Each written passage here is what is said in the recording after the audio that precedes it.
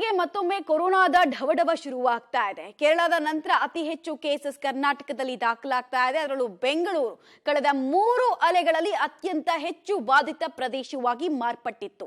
ಈ ಸಲ ಕೂಡ ಅದರ ಮುನ್ಸೂಚನೆ ಸಿಗ್ತಾ ಇದೆಯಾ ಅಂತ, ಯಾಕಂದ್ರೆ ಕೇಸ್ ದಾಖಲಾಗ್ತಾ ಇರುವಂತಹ ಪ್ರಮಾಣ ಅಷ್ಟರ ಮಟ್ಟಿಗಿದೆ. ಇವತ್ತು ಸ್ಫೋಟ ಆದಂತಹ ಕೊರೋನಾ ಕೇಸ್ಗಳು ಎಷ್ಟು, ಪಾಸಿಟಿವಿಟಿ ರೇಟ್ ಯಾವ ರೀತಿ ಇದೆ, ಆಮೇಲೆ ಬಿಬಿಎಂಪಿ ಹೇಗೆ ಸಿದ್ಧತೆಯನ್ನ ಮಾಡಿಕೊಂಡಿದೆ, ಬನ್ನಿ ಡೀಟೇಲ್ಸ್ ನೋಡ್ಕೊಂಡು ಬರೋಣ. ರಾಜ್ಯದಲ್ಲಿ ಇಂದು ಕೊರೋನಾ ಬ್ಲಾಸ್ಟ್, 78 ಮಂದಿಗೆ ಸೋಂಕು, ಓರ್ವ ಬಲಿ. ಬೆಂಗಳೂರು ಒಂದರಲ್ಲೇ ಇಂದು 68 ಕೇಸ್. ರಾಜ್ಯದಲ್ಲಿ ಕೊರೋನಾ ತನ್ನ ಕಬಂದ ಬಾಹುವನ್ನ ಮತ್ತಷ್ಟು ಚಾಚುತ್ತಾ ಇದೆ. ದಿನದಿಂದ ದಿನಕ್ಕೆ ಕೇಸ್ಗಳ ಸಂಖ್ಯೆ ಗಣನೀಯವಾಗಿ ಏರಿಕೆ ಆಗ್ತಾ ಇದ್ದು, ರಾಜ್ಯದಲ್ಲಿ ಇಂದು 78 ಮಂದಿಗೆ ಕೊರೋನಾ ಪಾಸಿಟಿವ್ ಬಂದಿದ್ದು, ಬೆಂಗಳೂರು ಒಂದರಲ್ಲೇ 68 ಕೇಸ್ ದಾಖಲಾಗಿದೆ. ದಕ್ಷಿಣ ಕನ್ನಡದಲ್ಲಿ ಒಬ್ಬರು ಸಾವನ್ನಪ್ಪಿದ್ದಾರೆ. ಇನ್ನು ವಿಕ್ಟೋರಿಯಾ ಆಸ್ಪತ್ರೆ ಒಂದರಲ್ಲೇ 10 ಕೊರೋನಾ ಪಾಸಿಟಿವ್ ಪತ್ತೆಯಾಗಿದ್ದು ಆತಂಕ ಹೆಚ್ಚಿಸಿದೆ. ದೇವನಹಳ್ಳಿಯ ಸ್ಪರ್ಶ ವಸತಿ ಶಾಲೆಯ 2ನೇ ತರಗತಿ ವಿದ್ಯಾರ್ಥಿನಿಯಲ್ಲಿ ಸೋಂಕು ಕಾಣಿಸಿಕೊಂಡಿದೆ. ಗಾಂಧಿನಗರ ನಿವಾಸಿ 25 ವರ್ಷದ ಯುವಕನಲ್ಲೂ ಪಾಸಿಟಿವ್ ಆಗಿದ್ದು, ಬೆಂಗಳೂರು ಕೊರೋನಾ ಹಬ್ ಆಗುವ ಆತಂಕ ಎದುರಾಗಿದೆ.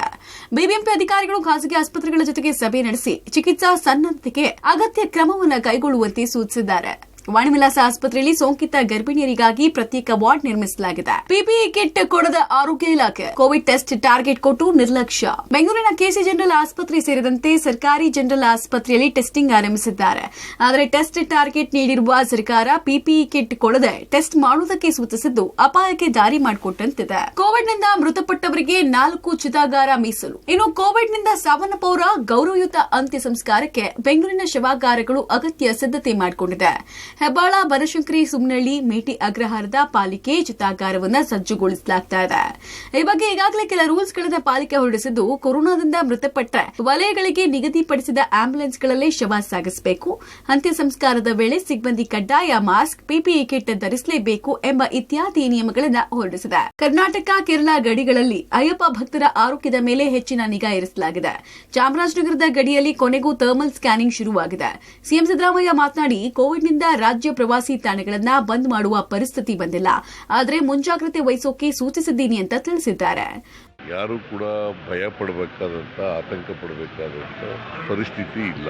ಆದರೆ ಎಚ್ಚರಿಕೆಯಿಂದ ಇರಬೇಕಾಗಿರ್ತಕ್ಕಂಥದ್ದು ಅತ್ಯಂತ ಅವಶ್ಯ. ಟೆಕ್ನಿಕಲ್ ಅಡ್ವೈಸರಿ ಕಮಿಟಿ ಭೇಟಿ ಮಾಡಿದ್ದು, ಅವ್ರು ಏನ್ ಹೇಳಿದ್ದಾರೆ ಅಂತಂದ್ರೆ, ಎಲ್ಲಿ ಜನಸಂದಣಿ ಇದೆ, ಜನಸಂಪರ್ಕ ಜಾಸ್ತಿ ಮಾಡ್ತಾರೆ, ಅವರು ಮಾಸ್ಕ್ ಹಾಕಬೇಕು ಅಂತ ಹೇಳಿದ್ದಾರೆ.